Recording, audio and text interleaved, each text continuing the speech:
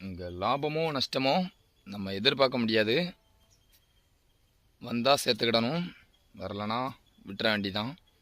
போனதை நினச்சி என்றைக்குமே கவலைப்படக்கூடாது. அடுத்து வாரதை நினச்சி சந்தோஷப்பட்டுக்கிடணும். அடுத்து 2 வாழை இருக்குது, இது போனால் போகட்டும்னு விட்டுற வேண்டிதான். வேறு ஒன்றும் செய்ய முடியாது. நம்ம கவலைப்பட்டோம் அப்படின்னா எதுவுமே நடக்காது. அடுத்த வேலையை பார்த்துட்டு போய்கிட்டே இருக்கணும்.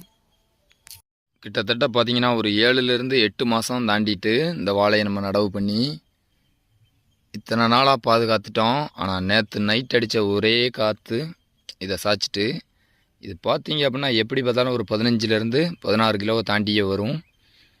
நல்ல விளைச்சல் வரும்போது பார்த்திங்கன்னா. இருந்தாலும் நமக்கு இது மூலமாக நமக்கு ஒரு கிலோ ஒரு 20 ரூபா போட்டால் கூட ஒரு 300லேருந்து 350 ரூபா வரை நமக்கு நஷ்டம்தான். வாழ்க்கைனா 1000 அடிகள் விழத்தான் செய்யும். அதில் ஒரு அடி இதுன்னு நினச்சிக்கிடுவோம், அவ்வளோதான்.